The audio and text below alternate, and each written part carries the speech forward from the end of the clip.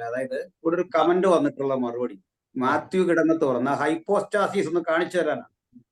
അങ്ങനെ ഗ്രീക്ക് അറിയാമെങ്കിൽ അത് കാണിക്കണം. അത് റോമൻ കത്തോലിക്കരുടെ വേടല്ല, ബൈബിളിലെ വേടാണ്.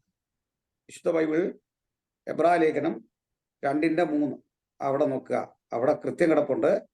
ഹൈപ്പോസ്റ്റാസിയൂസ് അങ്ങ് പോയി വായിക്കുക. 3-ാമത്തെ വാക്യം ഹൈപ്പോസ്റ്റാസിയൂസ്.